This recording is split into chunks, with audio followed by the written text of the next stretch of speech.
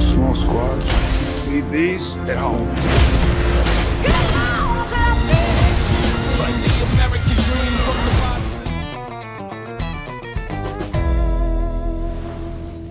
Pada tahun 1949, semua orang di Los Angeles tidak ada yang tidak mengenal Mikey Cohen. Dia adalah seorang pemimpin mafia yang terkenal beringas, kejam, dan selalu haus akan kekuasaan.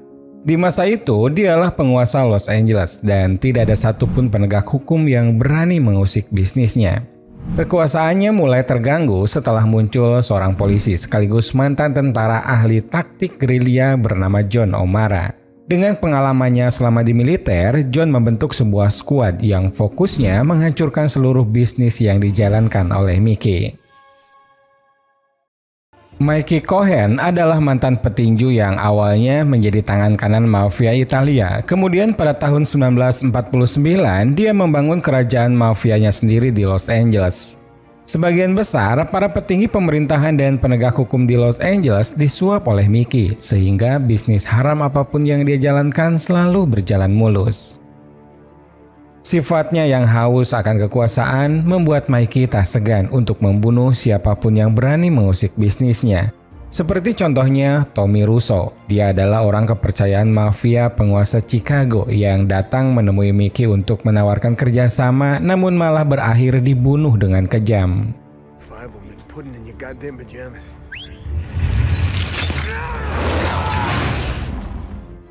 Kebanyakan para polisi di LA tak ada yang berani mengusik bisnis prostitusi milik Mikey. Namun ada satu polisi bernama John O'Mara yang tetap nekat meski sudah diperingatkan oleh temannya.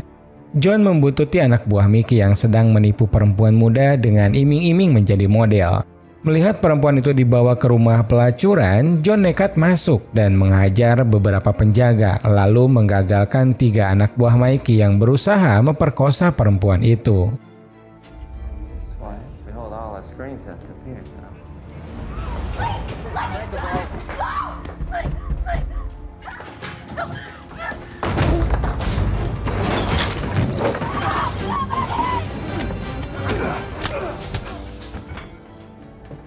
Welcome to Los Angeles, man.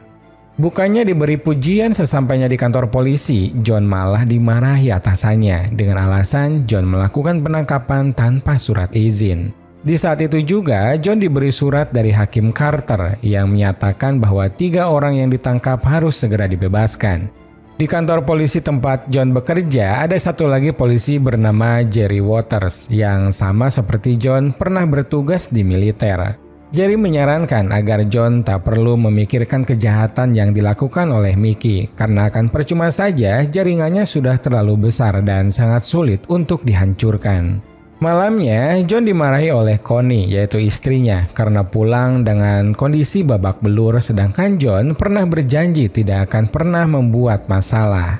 Connie memohon agar John memikirkan masa depan keluarganya, terutama untuk anaknya yang sebentar lagi akan lahir.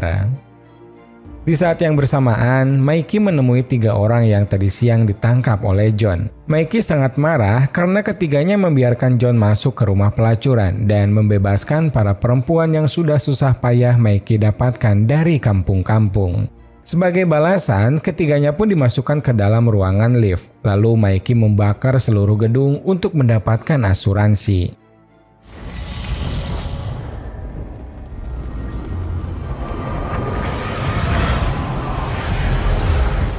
Selain menjalankan bisnis prostitusi, Mikey juga mempunyai klub malam bernama Slapsy Maxis. Jerry, yaitu polisi yang satu kantor bersama John, sering bersantai di klub itu. Bahkan saking seringnya, dia sampai kenal dengan seorang bocah penyemir sepatu bernama Pete. Malam itu Jerry ada janji dengan sahabatnya Jack Wallen, anak buah Dragna, si penguasa tempat judi pacuan kuda. Kebetulan Mikey juga ada di klubnya sedang makan malam bersama para pejabat pemerintah yang sudah dia suap. Di meja itu ada satu orang yang menarik perhatian Jerry, yaitu asisten pribadi Mikey yang bernama Grace. Meski sudah diingatkan untuk tak macam-macam dengan Grace, namun Jerry tetap memaksa mendekatinya. Berbekal paras tampan dan gaya bicaranya yang halus, malam itu Jerry pun berhasil membawa Grace pulang ke rumahnya. I'm Jerry. What's your racket, handsome? I like to play post office. You wanna take me away from all this and make an honest woman I now? was just hoping to take you to bed.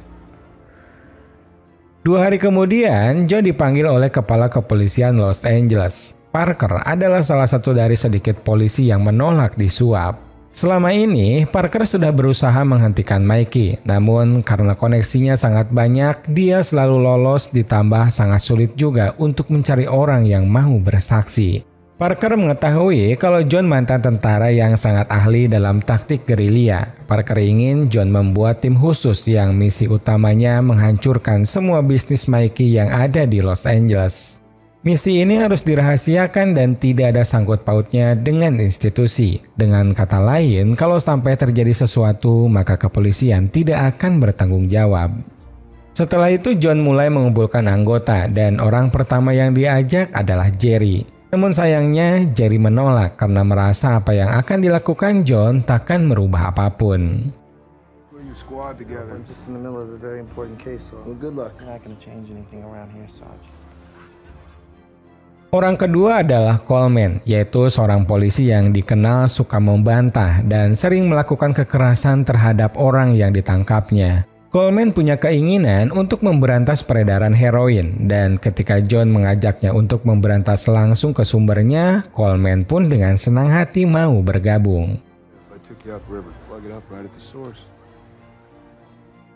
Orang selanjutnya adalah polisi senior bernama Max yang sangat ahli dalam menembak. Max juga bersedia bergabung karena jengkel dengan kejahatan Mikey yang semakin hari semakin merusak kota Los Angeles. Max saat itu bergabung bersama asistennya yang juga seorang polisi bernama Napidad. Di hari selanjutnya, John menemui Conwell, yaitu seorang mantan agen rahasia yang sangat ahli dalam elektronik. Bergabungnya Conwell membuat John kini memiliki 5 anggota dan menamainya dengan skuad gangster. Pada suatu malam, Mikey ditemani Grace menemui Dragna untuk membicarakan masalah bisnis taruhan pacuan kuda. Di momen Mikey sedang berbicara dengan Dragna, Jack menemui Grace dan memintanya agar melepaskan Jerry sebelum hubungan keduanya ketahuan. Selama ini, Jack sudah menganggap Jerry sebagai adik sendiri dan tak mau ada hal buruk menimpanya. Mendengar itu, Grace hanya tersenyum sembari mengatakan kalau Jerry sudah besar dan mampu mengurus dirinya sendiri. Mikey dan Dragna rupanya malah berdebat karena Mikey menginginkan bagian lebih sedangkan Dragna ingin hasilnya sama rata. Sebelum pergi, Mikey mengancam akan melenyapkan Dragna atau siapapun yang menghalangi jalannya untuk menguasai Los Angeles. Jack, you're a funny guy. This isn't Chicago. And I've been reading about it. Los Angeles is fine. Di lokasi lain, John bersama teman-teman barunya berkumpul untuk merencanakan penyerangan ke salah satu kasino Mikey yang ada di kota Burbank. Rencananya, selama 10 menit mereka akan menghancurkan barang-barang dan membakar seluruh uang yang disimpan di brankas. Namun rencana ini gagal karena rupanya kasino tersebut dijaga oleh beberapa polisi Burbank, sehingga John memerintahkan teman-temannya untuk mundur demi menghindari korban jiwa.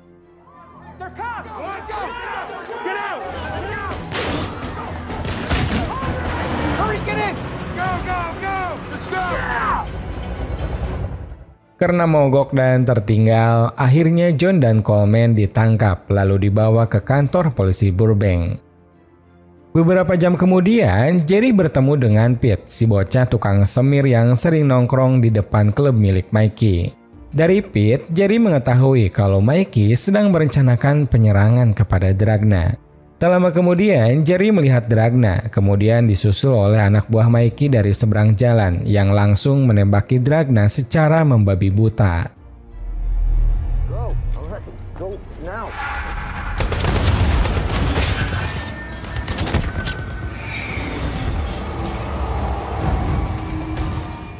Melihat bocah tak bersalah menjadi korban, Jerry pun marah dan mulai menembaki anak buah Mikey yang sedang berusaha kabur. Salah satunya berhasil dilumpuhkan dan detik itu juga Jerry menembaknya tanpa peduli kalau dirinya adalah seorang polisi.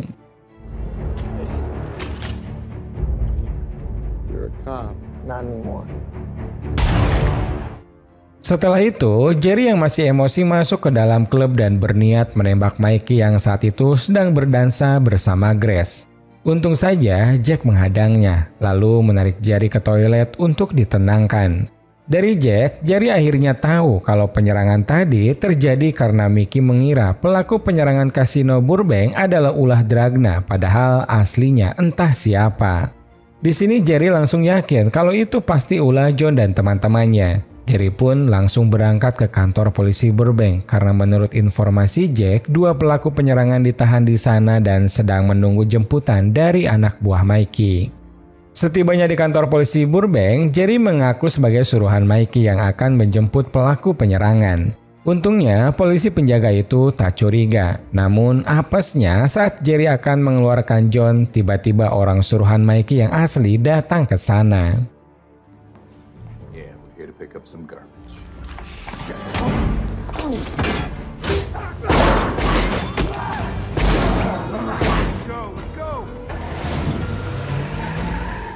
Di tempat lain, Mikey bersama para investornya mendatangi sebuah lokasi yang akan dijadikan Mikey sebagai pusat taruhan judi pacuan kuda. Sekarang, Dragna sudah tidak ada dan Mikey menjanjikan bisnisnya akan dimulai 2 minggu lagi, tepat di pertandingan pertama pacuan kuda musim ini. Mikey juga menegaskan bahwa bisnisnya akan bertahan dalam waktu lama karena semua petinggi di pemerintahan sudah dia suap. Setelah penyerangan tadi malam, Jerry memutuskan bergabung dan mulai ikut berkumpul bersama John dan teman-temannya. Agar mudah mencari informasi tentang bisnis-bisnis Mikey, Conwell membuat mesin penyadap yang rencananya akan dipasang di rumah Mikey. Malamnya, Conwell dan Jerry pun diam-diam masuk ke rumah Mikey dibantu oleh John yang mengawasi dari luar. Malam itu alat penyadap berhasil dipasang di ruangan tempat Mikey bersantai. Namun saat mereka akan keluar, Jerry tiba-tiba berpapasan dengan Grace. Keduanya pun sempat berciuman, sedangkan Conwell yang melihatnya kebingungan karena tak menyangka Jerry punya hubungan khusus dengan pacar Mikey. Karena teknologi alat penyadap saat itu masih sangat sederhana, skuad gangster terpaksa harus membuat markas rahasia di daerah dataran tinggi yang jaraknya tak jauh dari rumah Mikey. Setelah beberapa hari melakukan penyadapan, Conwell mendapatkan informasi kalau Mikey sedang membangun bisnis perjudian pacuan kuda. Namun Conwell belum tahu bisnis tersebut sebesar apa dan berlokasi di mana. Selain itu, informasi penting lainnya yang Conwell dapatkan adalah Mikey besok malam akan menerima kiriman narkoboy dari Meksiko yang datang melalui bandara kecil yang ada di Burbank. Besoknya, dari sore hari, skuad gangster sudah standby di bandara dan memang benar malamnya datang bertonton narkoboy yang langsung diangkut menggunakan sebuah truk. Rencananya, John akan menyergap pengiriman itu di sebuah jembatan. Namun sayang, mereka ketahuan dan adu tembak pun terjadi sebelum sampai di jembatan. Get it, let's take him now. Looks like we picked up a couple of troops.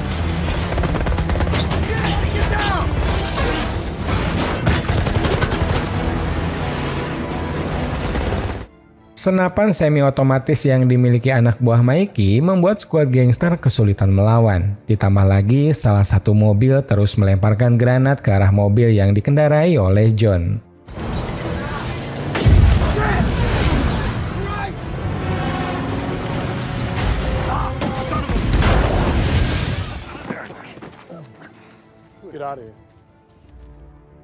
Sekali lagi, Mikey marah besar dan semakin penasaran siapa orang yang berani menyerang bisnisnya akhir-akhir ini. Kemarin ia menduga pelakunya Dragna, tapi ternyata bukan. Dan sekarang anak buahnya menebak kalau pelaku pasti dari mafia Chicago yang ingin balas dendam atas kematian Russo. Mikey pun melampiaskan kemarahannya dengan membunuh salah satu anak buahnya yang berhasil selamat.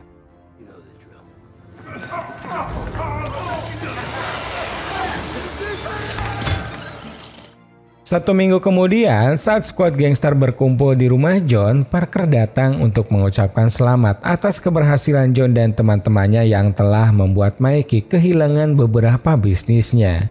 Namun di luar itu, Parker ingin John bergerak lebih cepat lagi, karena sekarang mata-mata di kepolisian semakin banyak. Parker sangat yakin, cepat atau lambat, Mikey akan menyadari kalau penyerangnya adalah polisi. Setelah hari itu, hari-hari skuad gangster selanjutnya diisi dengan penyerangan ke berbagai bisnis dan pengiriman yang dilakukan oleh Mikey. Mulai dari kasino, klub malam hingga pabrik-pabrik ilegal semua diserang dan dihancurkan.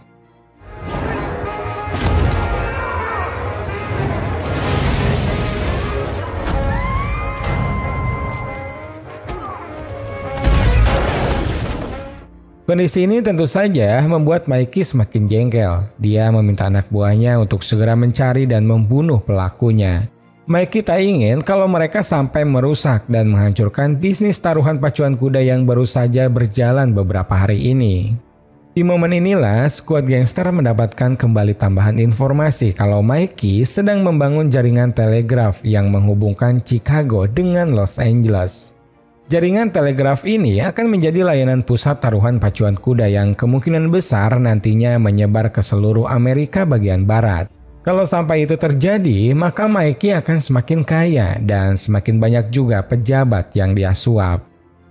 Pride and joy for the entire Western United States. Don't have a lot of time, Jerry. 2 hari kemudian, Conwell membuat sebuah alat yang bisa melacak jaringan telegraf yang digunakan oleh Mikey. Dengan alat tersebut, John dan teman-temannya mengetahui kalau Mikey membangun jaringannya di dalam klub Slapsy karena hanya tempat tersebut satu-satunya properti Mikey yang berada dalam jarak lacak. Di misi besar ini, John membagi tugas di mana Conwell mematikan alarm, kemudian Jerry mengamati keadaan di dalam klub sebagai pengunjung, sedangkan yang lain masuk sebagai band yang akan tampil. Di belakang hanya ada 1 orang yang berjaga yang dengan mudah dilumpuhkan. Setelah itu, mereka menyiapkan senjata lalu menerobos masuk ke ruangan yang sedang sibuk menangani taruhan dari para penjudi.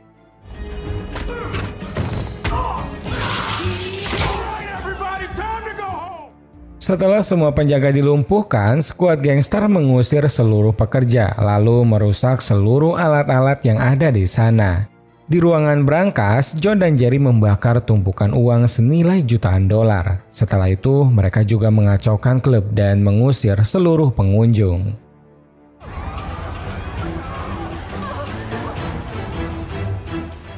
Keesokan harinya, berdasarkan penyelidikan, Mikey mendapatkan informasi kalau tidak ada uang yang hilang. Dengan kata lain, pelaku murni hanya merusak dan membakar uang-uang itu.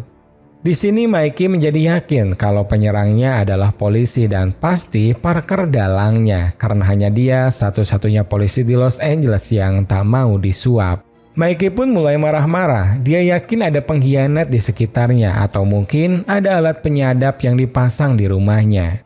Melihat Mikey mulai membanting barang-barang, seorang pembantu menyarankan agar Grace kabur sebelum Mikey menjadikan Grace sebagai tumbal dari kemarahannya. Tak lama kemudian, anak buah Mikey berhasil menemukan alat penyadap yang sudah dipasang oleh Conwell. Di momen ini, skuad gangster belum menyadarinya, sehingga John percaya saja saat mendengar informasi jika nanti malam Mikey mendapatkan kiriman di daerah pecinan menggunakan mobil laundry. Di lokasi lain, Grace menemui Jerry dan memberitahu kalau Mikey mengira ada pengkhianat di dalam gengnya dan pasti tak lama lagi dia akan dituduh oleh Mikey. Baru juga membahas rencana melarikan diri, 2 anak buah Mikey mendatangi Grace dan berniat menyerangnya dengan air asam. Seems like the lady doesn't want to talk to you. She Just one of Mickey's pro skirts there, pal. Is that acid?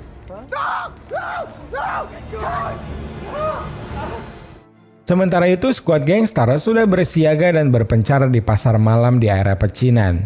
Kali ini, Conwell tak ikut penyerangan karena diminta oleh John untuk terus memantau informasi di mesin penyadap.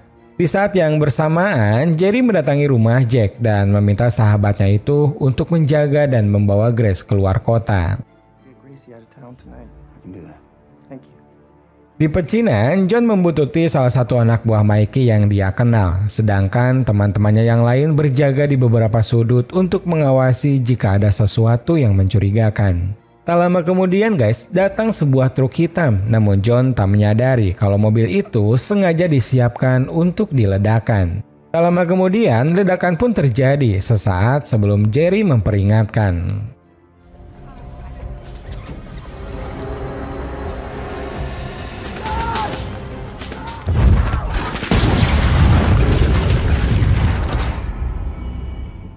Setelah itu terjadi baku tembak, namun berkat kesigapan skuad gangster, anak buah Mikey dengan mudah dipukul mundur. Di momen ini, John menyadari kalau Conwell pasti sedang dalam bahaya. Ternyata selama skuad gangster mengawasi pecinan, Mikey sengaja terus berbicara di alat penyadap agar Conwell terus mendengarkannya. Hal ini membuat Conwell tak sadar kalau posisinya sudah terlacak dan seseorang sudah berada di belakangnya. It's an empty piece of work.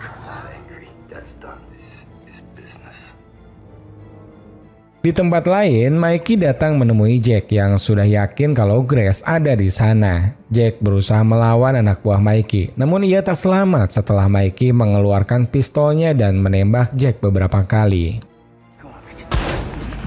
That hurt?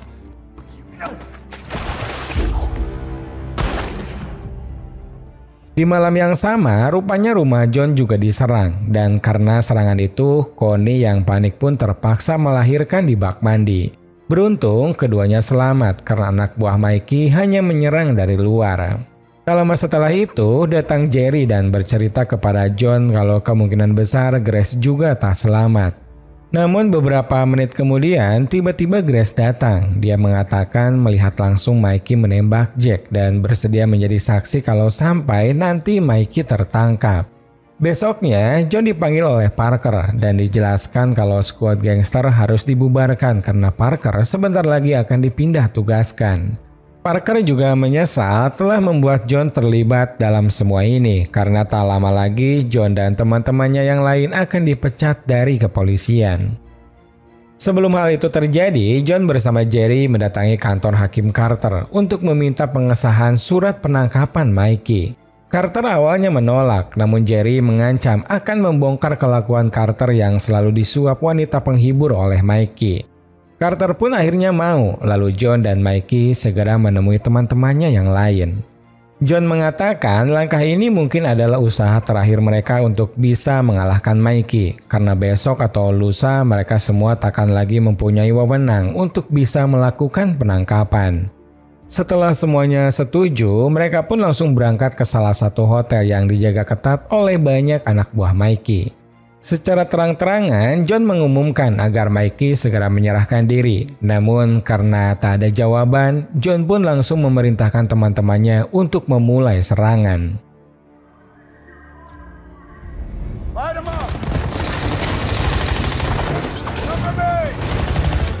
Perlahan John dan Jerry masuk ke dalam hotel dan menyerang beberapa anak buah Mikey yang berjaga di lobi. Di momen ini, Jerry sempat tertembak saat berusaha mengambil peluru yang diberikan oleh John.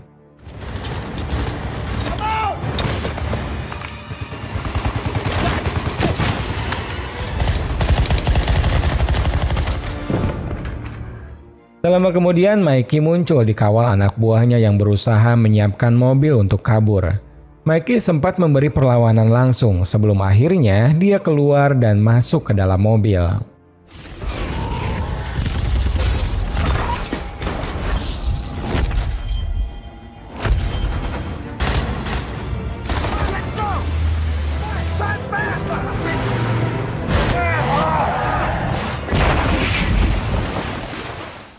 Setelah supirnya tertembak, John tak langsung menangkap Mikey, namun ia ingin puas dulu menghajarnya.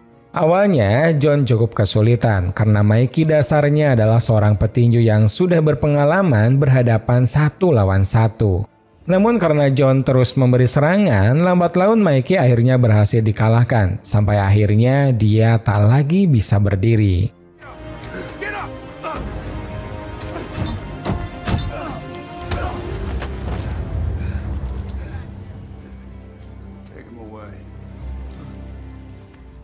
Setelah ditangkap, Mikey divonis penjara dan ditahan di penjara Alcatraz. Parker kembali bertugas di Los Angeles dan teman-teman John semuanya kembali menjadi polisi biasa. Hanya John saja yang memilih untuk keluar dari kepolisian. It's not paradise. Bless you for the good. Everybody, we're just Banyak hal positif yang bisa ditiru tokoh utama di film ini. Dari John O'Mara, kita mengetahui kalau jujur itu tak mudah, tapi bisa dilakukan. Dari Jerry, kita belajar tentang cara bertahan hidup di tengah situasi yang dipenuhi orang tak jujur. Semoga cerita kali ini bisa menghibur kalian semua guys. Terima kasih banyak dan sampai jumpa lagi di video 7 menit selanjutnya.